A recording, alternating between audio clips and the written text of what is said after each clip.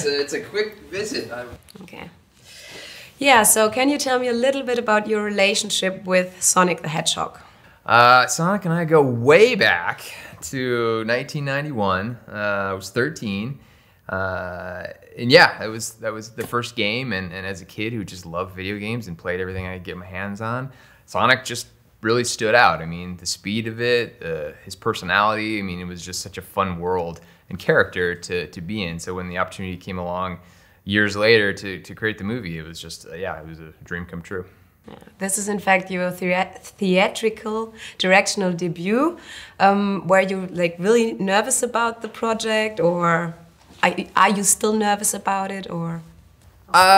Sure. I mean, there was certainly a lot of questions about, doing a movie for the first time. I was very fortunate to have Tim Miller, who's a friend and a mentor, and I worked with him for a long time. He directed Deadpool. I sit next to him at the studio, so I would just always be asking him questions about his experience making that. And he gave me some really great advice. And of course, I was surrounded by a great team of producers and the cast and the crew. Everyone was so great, and it really just made the whole experience very special. And what seemed at first to be a very difficult job quickly became just very fun and just, yeah, I had a great time. But did you still face some major challenges? And if so, could you tell us about it? Sure. Well, I think challenges are part of any creative undertaking. I mean, certainly with Sonic, I think everyone is very aware of the redesign that we did, and certainly that was a challenge. But we had a great team behind us, and it was very clear that work needed to be done. And because at the end of the day, like, we want the fans to be on board in a big way. I mean, fans are the reason why we have the opportunity to make this movie. So we wanted to be sure they were happy. Yeah, you just mentioned the redesign, that fan backlash. Did you see it coming, or did it hit you off guard? I mean, did you consider before that maybe people wouldn't like it, or were you just surprised in the end? I think, like, when I signed on to this film in 2016, I think if you'd asked me what was going to be the most challenging aspect of this, I would have said the design of the character, only because Sonic traditionally is a little bit more cartoony, or in the video game world, certainly does not have the detail required for making a live-action hybrid film. So I always knew that was certainly going to be kind of a challenge. And a challenge it certainly proved to be, but we worked through it, and we couldn't be happier with where we ended up. Did you guys know right away that you wanted Jim Carrey for the role of Mr. Robotnik, Dr. Oh, Robotnik? Yeah. I mean, we had such a great meeting with him. I went and met him while he was on the set of his series Kidding, while he was filming, and we just had a great conversation and just talked about ideas. And he just had so many just right out the gate, but yeah, we were so fortunate to have him, and he did such an amazing job with the character. I mean, I feel like fans are just gonna absolutely love his version of Dr. Robotnik. Die komplette Armee ist hinter mir her. Guten Morgen, mein ländlicher Freund. Ich gebe Ihnen genau 5 Sekunden, mir zu sagen, wo es ist. Stopp, tu ihm nicht weh. But did you have like a backup plan if he wouldn't have wanted to be in the movie? Was there anybody in No, mind? it was only Jim. I was just going to romance him until he took the part, and do everything I could to get his help. So fortunately, he said yes the first time, and I didn't have to resort to any desperate means to get him on board. You didn't have to send him flowers. Exactly. Okay, cool.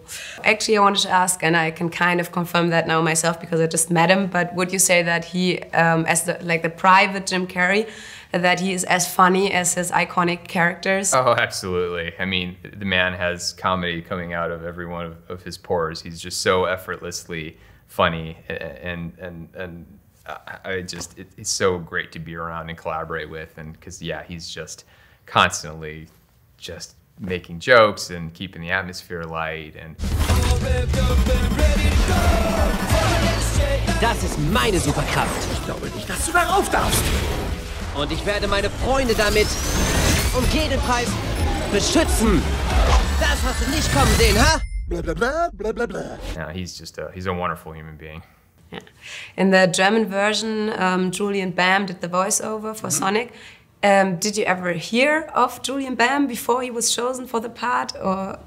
I was told he was a very talented fellow, and I was very excited to have him contributing his talents to the movie. But no, I was not familiar prior to the movie. Would you say it's safe to assume that there's going to be a second part, maybe with Miles Brower? I don't want to jinx anything. All I'll say is nothing would make me happier than to sort of revisit this world and characters, because we just had so much fun making this movie. So yeah, I would love to tell more stories, and I know the cast and everyone feels the same way, because it was just such a joy making this, and I feel like audiences are going to have such a great time with it. And if so, we might get to meet some more of his friends, right? Of course. I mean, there's so many other great characters out there in the Sonic universe that we would absolutely jump at the opportunity to start introducing some of them. Yeah. Sonic will actually hit the German movie theaters one day before Valentine's Day. Oh, wow. Yeah. Would you say that this is a good movie for couples? And if so, why? Absolutely. And not just couples, it's families. I mean, one thing we worked really hard on was just, we want this to be a movie for everyone. I mean, it's got action, it's got a ton of comedy, it also has some really great heart. I mean, we just really, it's for boys, it's for girls, it's for moms, dads. I mean, it really is, it's for everyone. So I think if you bring a special someone to the theater, on Valentine's Day weekend, I think you will absolutely walk out of there with a smile on your face and really having enjoyed the experience. Yeah. In the beginning of the movie, Sonic says that, I don't know the English because I watched it in German, but more or less he says that from great power comes great trouble, chaos or something like that. I felt like maybe that was even a bit of a political statement, like keeping in mind what's going on around the world right now. Right. Is that a bit far-fetched, or would you agree? Look, I mean, I think some of these themes and metaphors, they absolutely can resonate on a larger level. I mean, for the purpose of the film, it really is not meant to be too much beyond what we're presenting on screen. But sure, yeah, I think the trick with these is you want to have some depth to the material and the themes, and I think that's certainly one of them that is very powerful.